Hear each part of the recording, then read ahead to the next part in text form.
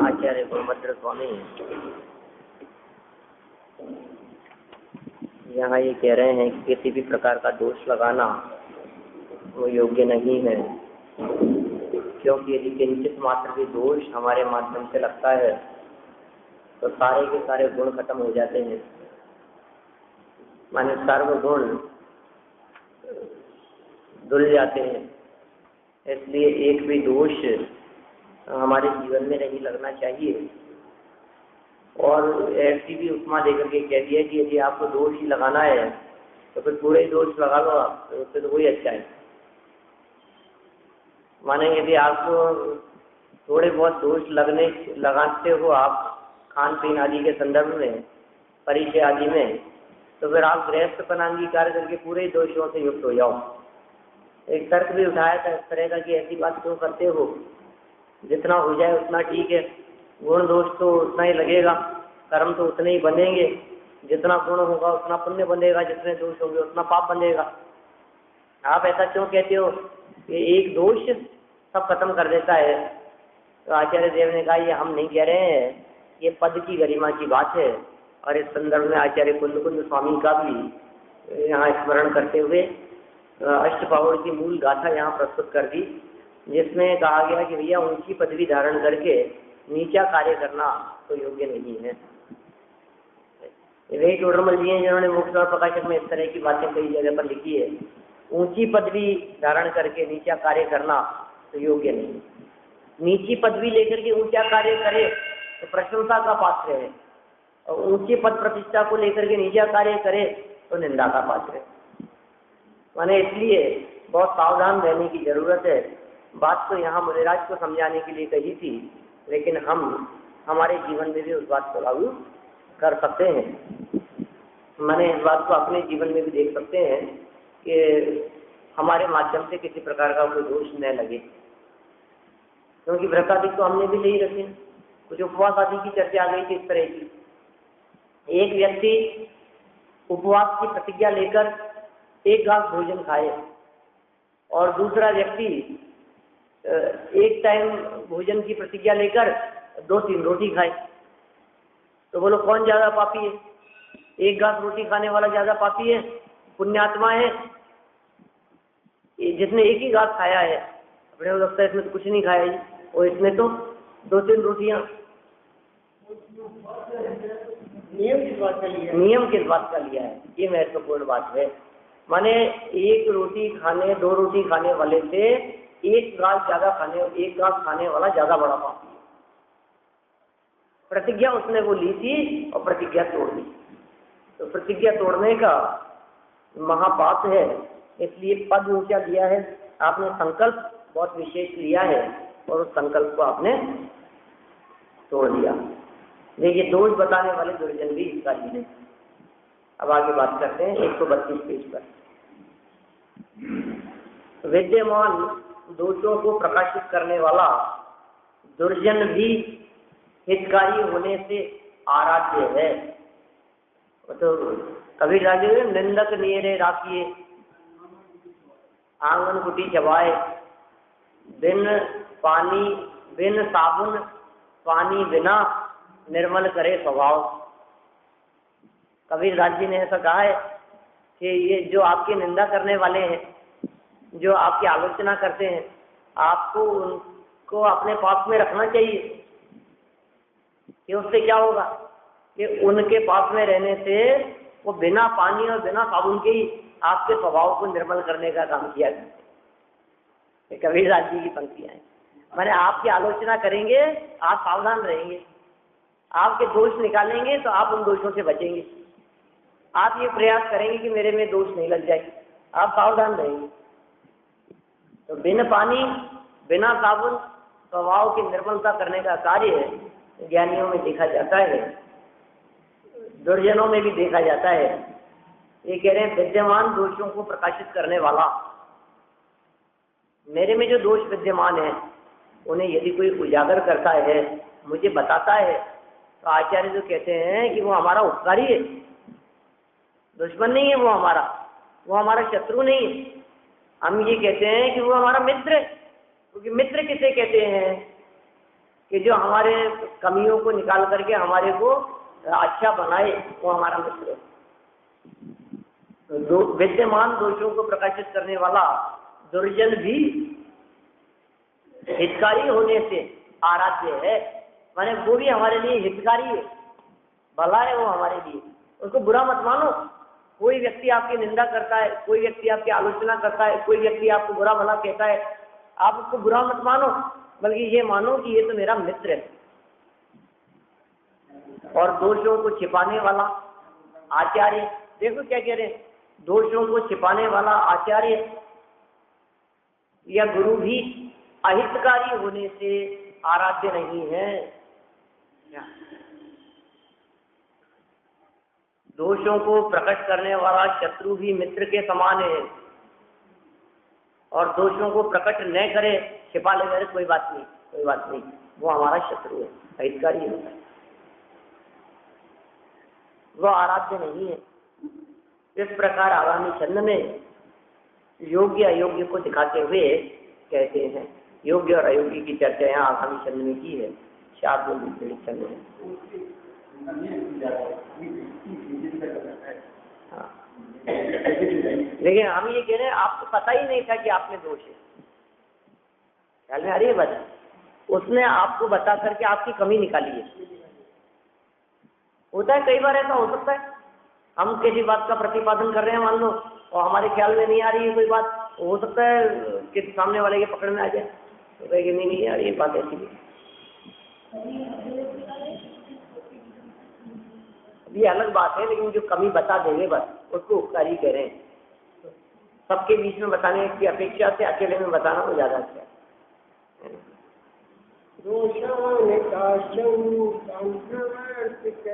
दोषान कांचन कांतवर्तकया रक्षाति गच्छत्ययम्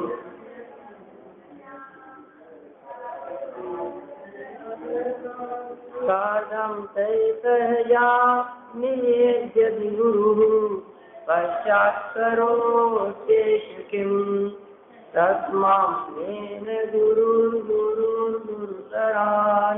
कृत्वा लघुश्च स्फुटम् ब्रूते यततं समीक्ष्य निपुणम् सौख्यं धरे सद्गुरुः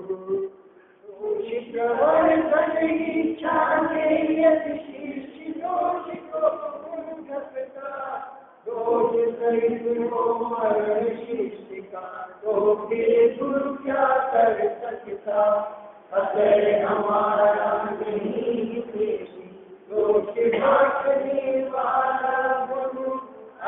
दोष को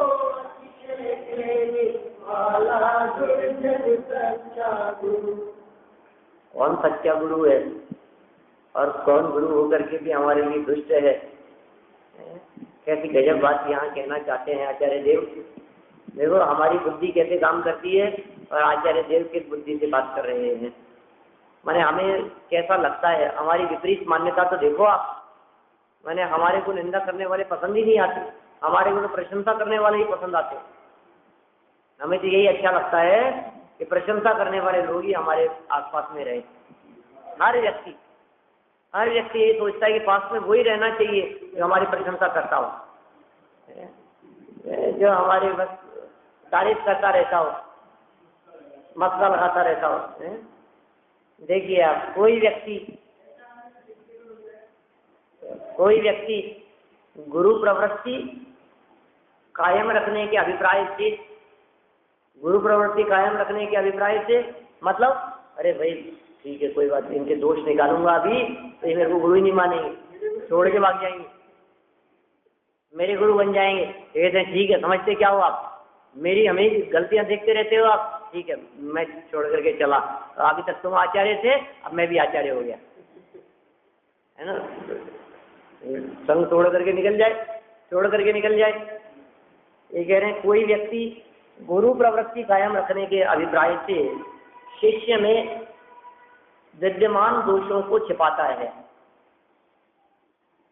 और यदि उन दोषों के रहते हुए ही शिष्य का मरण हो जाए तो गुरु क्या करेगा। इसलिए ऐसा गुरु मेरा गुरु नहीं है, तथा जो मेरे दोषों को देखने में प्रवीण, अर्थात निरंतर मेरे दोषों को अच्छी तरह देखने वाला और मेरे थोड़े दोषों को भी बड़ा चढ़ाकर कहने वाला दुर्जन भी मेरा सच्चा गुरु है। गुरु मतलब कौन, जिसके उपकार से, जिसके सहयोग से हमारे दोष निकल जाएं, कमियां निकल जाए, हम निर्दोष हो जाएं। माने जो हमारे को निर्दोष और पवित्र बनाने वाला हो, वही हमारा सच्चा गुरु हो सकता है, वही हमारा उपकारी हो सकता है। देखिए बात आगे बढ़ाते हैं अपन। पिछले चंद में दोषवान की निंदा की थी।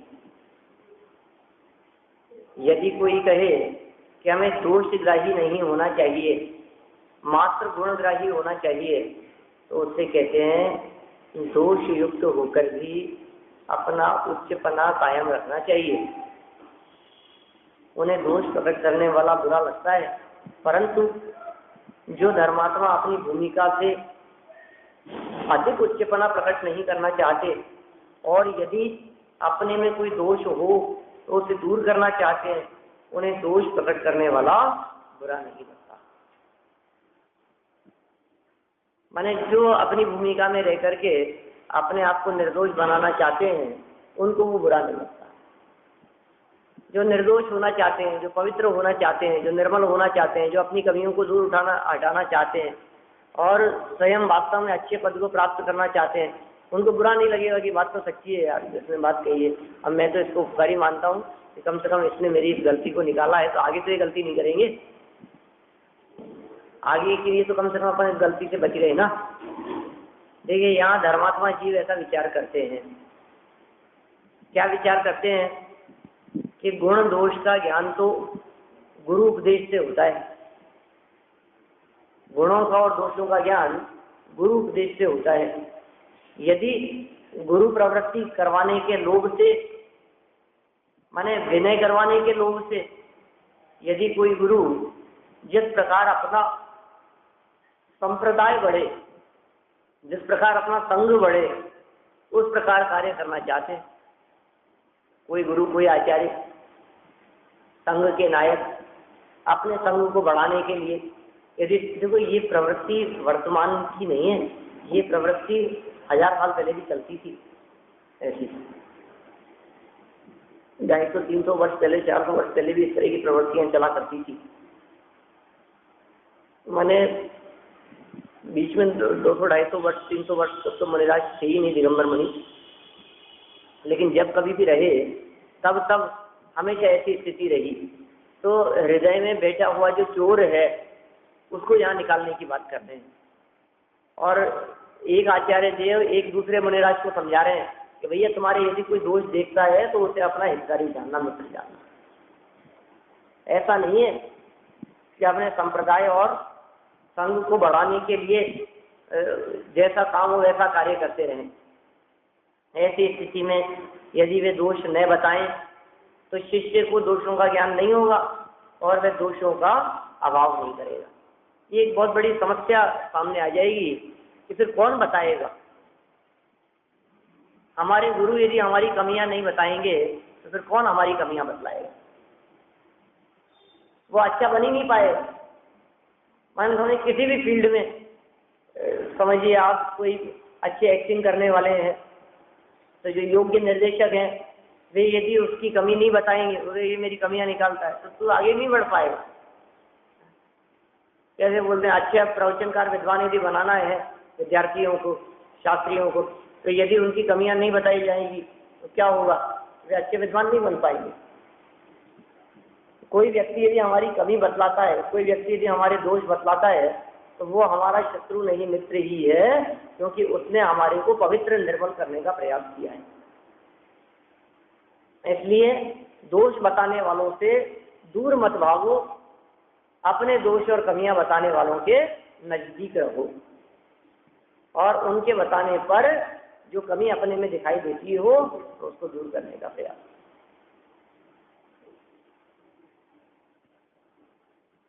देखिए, ऐसी स्थिति में यदि वे दोष न बताएं तो शिष्य को दोषों का ज्ञान नहीं होगा और वे दोषों का अभाव नहीं करेगा। यदि गुरु सोचें कि बाद में दोष बताकर छुड़ा देंगे, बाद में छुड़ा देंगे, अभी तो क्या दिक्कत है, कोई बात नहीं, रहने दो, अभी नया नया है, कोई बात नहीं है, मत बताओ। परंतु दोष रहते हुए शिष्य का मरण हो जाए तो कुगति में जाएगा, तब गुरु क्या करेंगे? इसलिए जो दोष को छुपाए वह मेरा गुरु नहीं है, वो मेरा गुरु ही नहीं है जो मेरी कमियों और मेरे दोषों को उजागर नहीं करता।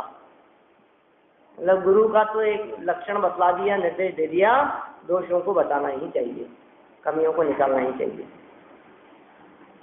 दुर्जन लोग थोड़े दोषों को देखकर भी बड़ा चढ़ाकर प्रकट करते हैं। दुष्ट दुर्जन और लोग, हमारे विरोधी लोग, वो क्या करेंगे, थोड़ी सी कमी को देख करके भी उसे बड़ा चढ़ा करके प्रकट करते हैं। तो धर्मात्मा जीव अपने दोषों को जानकर उनका अभाव करने के लिए प्रयत्नशील होते हैं। कोई धर्मात्मा है और उनकी निंदा करने वाले दुर्जन लोग हैं जो उनकी कमियां देख के निंदा करते हैं। अपनी निंदा सुनकर, दोषों की बात सुनकर वे ज्ञानी धर्मात्मा पुरुष और अधिक प्रयास और प्रयत्न करके उन दोषों से मुक्त होने की कोशिश करते हैं और प्रयत्नशील होते हैं। इस प्रकार दोषों का कथन उपदेश के समान गुणकारी होता है। इसलिए दोषों को कहने वाला यद्यपि दुर्जन है तथापि गुरु के समान कार्यकारी है। कमियां निकालने वाला छोटे से बच्चा ही क्यों नहीं हो, अपने को बुरा लग जाता है यदि वो कोई बात कह देवे तो, अपने को ऐसे लगता है बड़ा है मेरे को उपदेश देने वाला, समझाने वाला, हम सब समझते हैं। अरे हम सब समझते हैं, लेकिन यदि वो कोई बात कह रहा है, किसी के माध्यम से कोई हमारी कमी देखी जा रही है, तो हमारा दायित्व ये बनता है कि हम उस कमी को दूर करें। कमी को दूर कर लेना ये हमारा दायित्व है। तो दोषों का कथन करने वाला भी कैसा है, हमारे लिए गुरु के समान कार्यकारी है। इस प्रकार धर्मात्मा जीव दोष छिपाने वाले गुरु की अपेक्षा दोष बताने वाले दुर्जन को भी भला जानते हैं। दिगंबर संत दिगंबर मुनिराज जो हमारे दोषों को छिपाते हैं, उसकी अपेक्षा जो हमारे दोषों को प्रकट करते हैं उन्हें ही भला मानते हैं। फिर देखिए प्रश्न उठाया है यहाँ, दोष कहने से मर्म छेद, माने अर्थात दोषी व्यक्ति के मन में चोट लगती है, ऐसा होता है, अतः पाप भी तो होता है। अपन काहे को किसी की कमियां निकालें, हम क्यों किसी के दोष देखें। देखिए यहाँ बात ऐसी नहीं है कि आप दूसरे के दोष देख करके बताएं, समझना, यहाँ दूसरे के दोष देखने की बात नहीं कर रहे, लेकिन अपने दोष कोई देख करके कहता हो तो अपन शांत भाव से उसे स्वीकार करें। फर्क ख्याल में आया? यार मैं तो बहुत अच्छा काम कर रहा हूँ, उसकी कमियां देख रहा हूँ, उसके दोष निकाल रहा हूँ, नहीं तुम रहने दो, जबरदस्ती झगड़े में क्यों उलझते हो, तुम अपनी बात मत करो। लेकिन कोई दोष, दूसरा व्यक्ति तुम्हारे दोष निकाल रहा है, तुम्हारी गलतियां बता रहा है, तो उससे दुश्मनी मत लो, उस पर क्रोधित मत हो।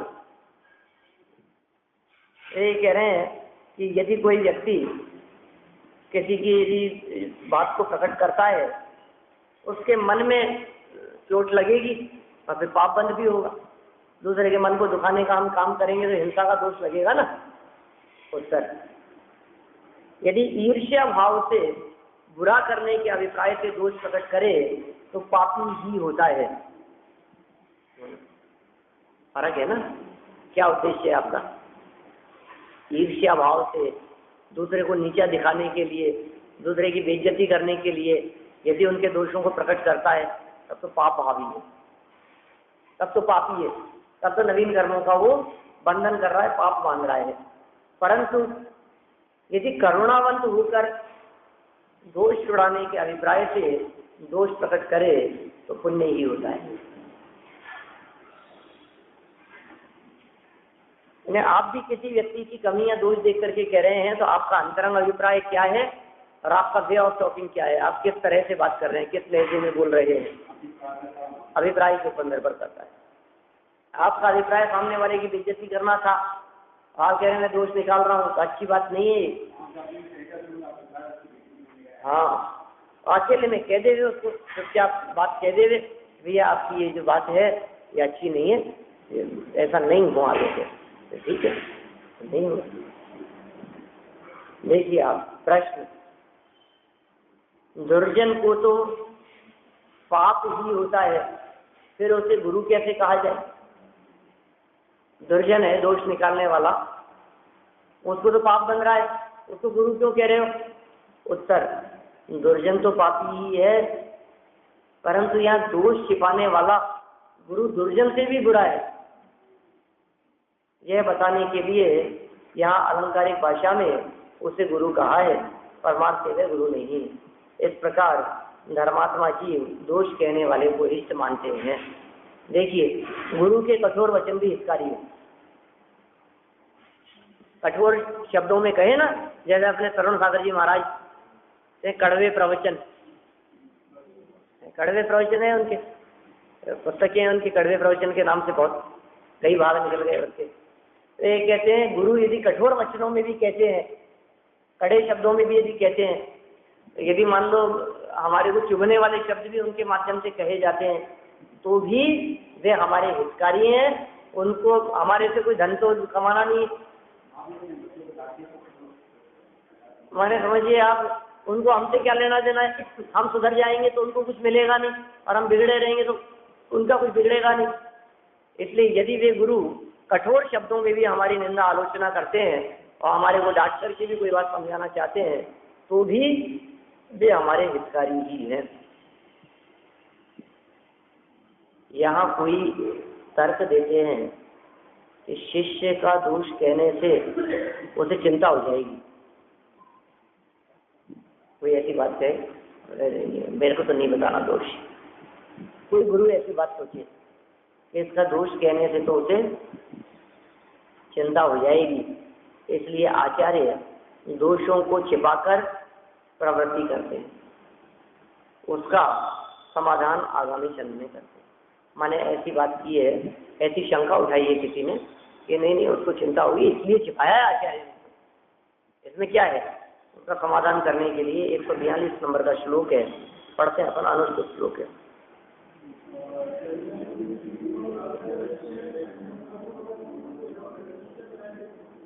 रवेरिवार विद्यस्य कठोरास्य गुरुतयः कठोर गुरुवाणी पर भाव्यो का मन विकसित करती, जैसे सूर्य किरण कठोर कमल कली विकसित करती। देखिए कितना सुंदर उदाहरण देकर के यहाँ बात समझाती है। गुरु की वाणी भले ही कठोर हो तो भी भव्यों के मन को विकसित करती है, भव्य जीवों को बुरा नहीं लगता है। अरे ऐसे ऐसे कठोर शब्दों का प्रयोग कर देते हैं दिगंबर मुनिराज, हे दुष्ट, हे दुरात्मन, ऐसे ऐसे शब्दों के प्रयोग किए हैं आचार्यों ने। अब पापी मिथ्या दृष्टि के निकल जाओ, वापस लौट करके मत आना। अनेक प्रकार से प्रायश्चित विधि के माध्यम से शिष्य को शुद्ध करने का प्रयास करते हैं। ये सब आचार्यों की इस तरह की शैली है, बहुत कुशल नेतृत्व क्षमता हुआ करती है आचार्यों में। तो हो कठोर गुरुवाणी, गुरुवाणी भले ही कठोर भी हो, मुनिराजों के द्वारा कहे गए वचन भले ही हमारे को चुभते हो, चुभे तो चुभने दो, लेकिन वे चुभन ही वास्तव में हमारे दोषों को निकालने का काम करेगी। देखो किसी व्यक्ति को कांटा लग गया हो, अब कोई दूसरा व्यक्ति सुई लेकर उस कांटे को निकालने का प्रयास करे तो चुभेगा कि नहीं? सुई चुभेगी या नहीं? चुभेगी तो सही, लेकिन चुभ रही है तो चुभने दे,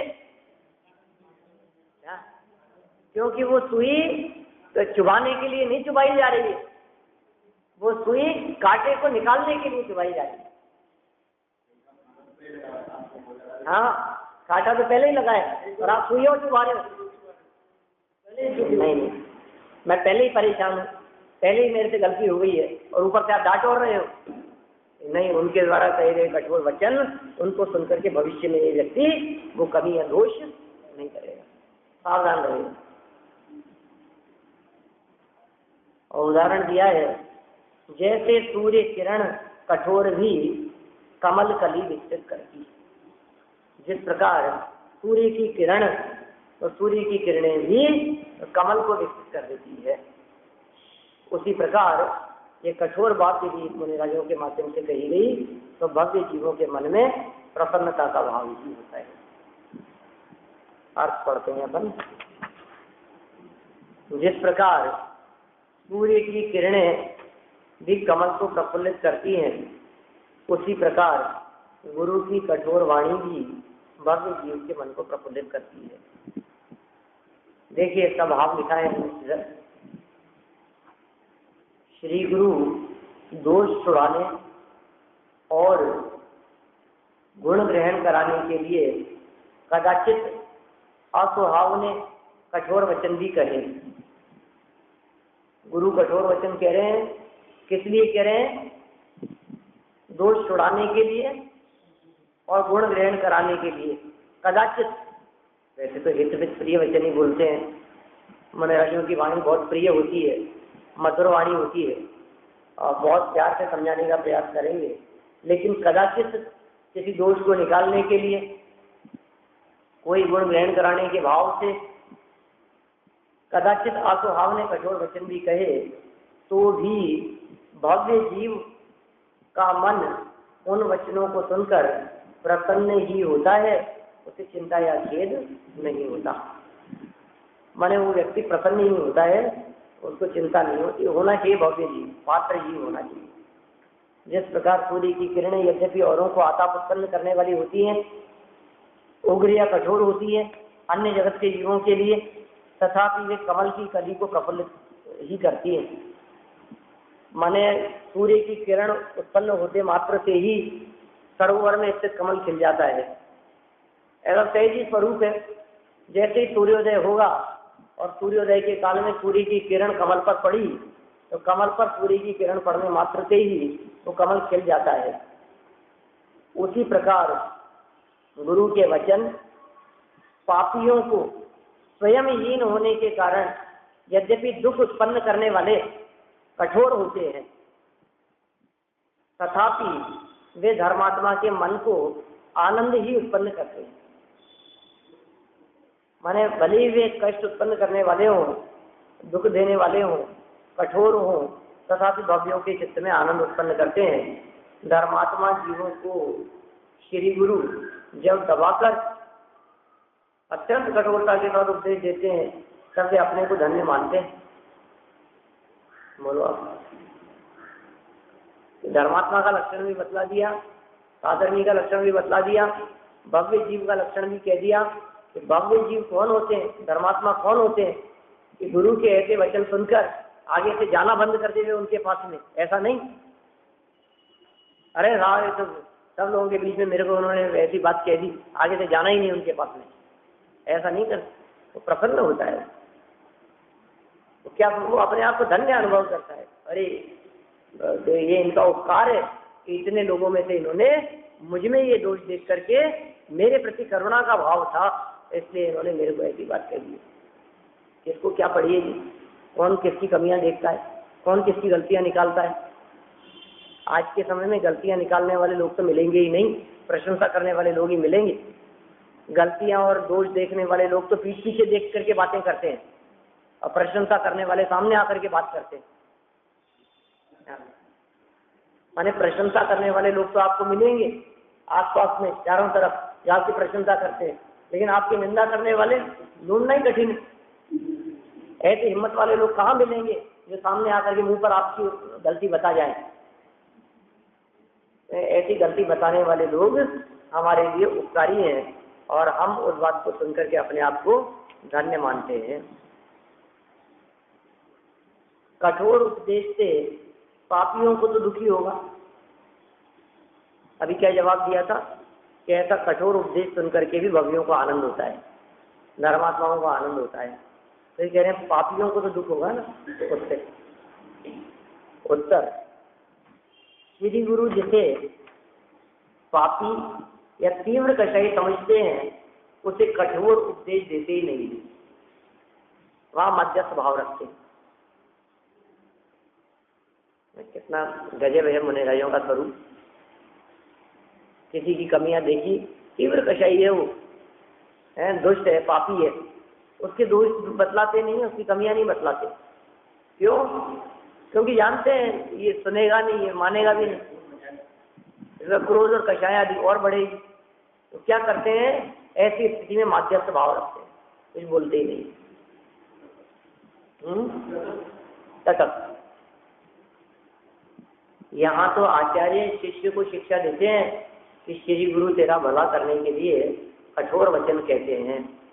उन्हें तुझसे ईर्ष्या का प्रयोजन नहीं है। किसी मुनिराज को हमारे से किसी प्रकार की कोई ईर्ष्या नहीं है। किस बात की ईर्ष्या रखेंगे? वे मुनिराज हैं, हम गृहस्थ हैं, कोई ईर्ष्या का प्रसंग ही नहीं है।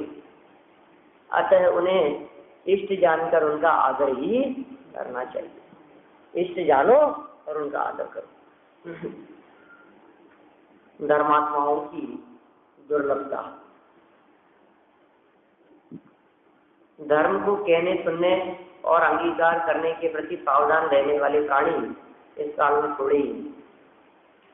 दुनिया में ऐसे जीव आपको बहुत कम मिलेंगे, यदि आप आज तलाशना चाहेंगे तो, जो धर्म को कहते हैं और फिर कहने वाले हों तो सुनने वाले नहीं है। धर्म की चर्चा करने वाले लोग कितने मिलेंगे आपको? किसको पढ़िए, कौन कौन धर्म करना चाहता है? सब धर्म से दूर रहना चाहते हैं, और फिर धर्म करना भी यदि चाहते हैं तो 10-5 दिन बादमे में, 10 क्षण में, और भी नहीं बस 10 दिन कर लेंगे उपवास, या और तो आनंद चतुर्दशी का उपवास कर लिया, बस हो गया धर्म। और कितना धर्म, और क्या करेंगे? इससे ज्यादा कोई धर्म नहीं करना चाहता। ये कह रहे हैं दुनिया में धर्म, धर्मात्मा, ऐसे लोग, ऐसी चर्चा करने वाले, कहने सुनने वाले और धर्म को अपने जीवन में उतारने वाले लोग बहुत कम हैं। और आपको इसके प्रति सावधान करने वाले और कम लोग हैं। तो प्राणी इस काल में बहुत थोड़े ही हैं। यह बात आगामी चंद में कहते हैं। देखिए,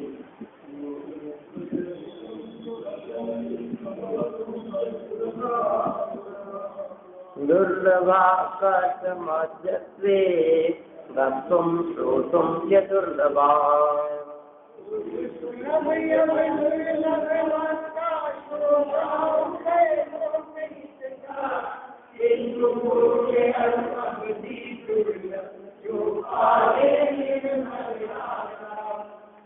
देखिए क्या कह रहे हैं, पूर्व सुलभ और अब दुर्लभ। पूर्व सुलभ का मतलब पहले कालों में जो सुलभ थे, आज के यदि 100-200 500 वर्ष पहले जाकर के देखें, 1000 वर्ष पहले जाकर के देखें, तब तो ये धार्मिक वातावरण था, धर्म चर्चाएं कहने सुनने वाले लोग सुलभ थे। पूर्व सुलभ और अब दुर्लभ। अब कठिन है ये बात। पहले तो सज्जन पुरुष बहुत हुआ, पहले इतनी बेईमानी धोखाधड़ी कहाँ चलती थी? पहले इतने पाप में उलझे फंसे लोग कहाँ थे?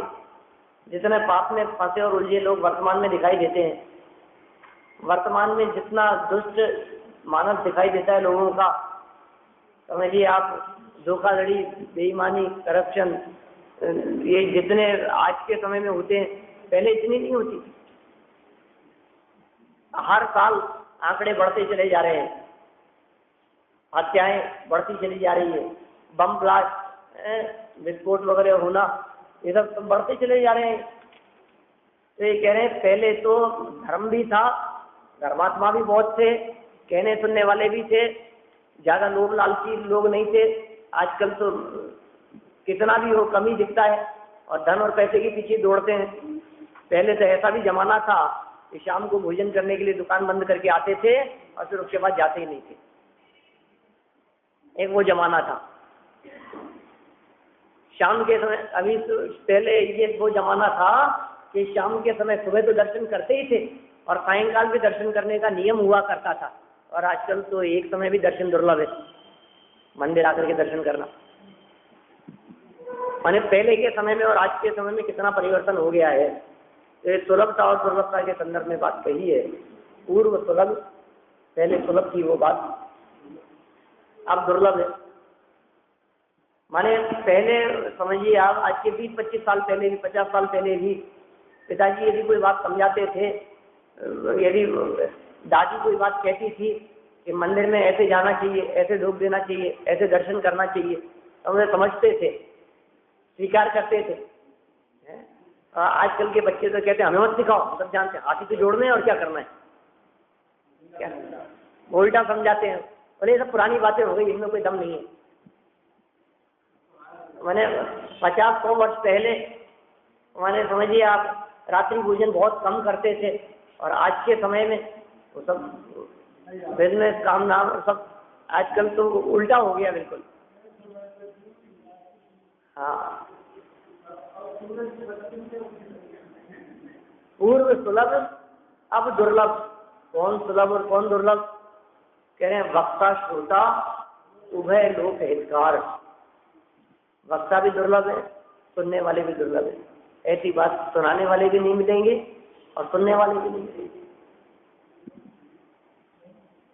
उभय लोक हितकार, ये दोनों ही लोगों के हितकारी है वास्तव में। ये देखो, ये जो उभय लोक हितकार शब्द का जो प्रयोग किया है ना, इसके दो अर्थ कर सकते हैं अपन। इस लोक में और परलोक में, दोनों में हितकारी। उभय लोक हितकार, दोनों लोकों में, माने वो वक्ता श्रोता इस भाव में भी आपका कल्याण करने वाले हितकारी हैं और परलोक में भी हितकारी हैं। दूसरा अर्थ, वक्ता श्रोता उभय दोनों मिलकर के इस लोक का हित करने वाले। ऐसे वक्ता, ऐसे कहने वाले और ऐसे सुनने वाले यदि होंगे तो दुनिया का भला ही होगा, दुनिया कितनी अच्छी हो जाएगी। किंतु पूर्व अरु अब भी दुर्लभ जो पाले निर्मल आचार। कहने सुनने वाले पहले थे क्या, और अब नहीं है, लेकिन पालन करने वाले तो पहले भी दुर्लभ थे और अभी तो और दुर्लभ है उसका पालन करने वाले। किंतु पूर्व अरु अब भी दुर्लभ, दोनों प्रकार से दुर्लभ जो पाले निर्मल आचार, मन निर्मल आचरण को पालन करने वाले, ये बहुत अधिक दुर्लभ कहे गए। पूर्व काल में दोनों लोगों में हितकारी, अभी इसका अर्थ तो वही किया पहले वाला अर्थ। पूर्व काल में, पिछले काल में, दोनों लोगों में, इस भाव में और पर भाव में, इस जन्म में और अगले जन्म में हितकारी धर्म को कहने और सुनने वाले सुलभ थे। पहले सुलभ थे, 1000 साल पहले सुलभ थे, 500 साल पहले सुलभ थे, किंतु करने वाले दुर्लभ थे। लेकिन इस काल में तो कहने और सुनने वाले भी दुर्लभ हो गए हैं, उपदेश भी नहीं देते हैं।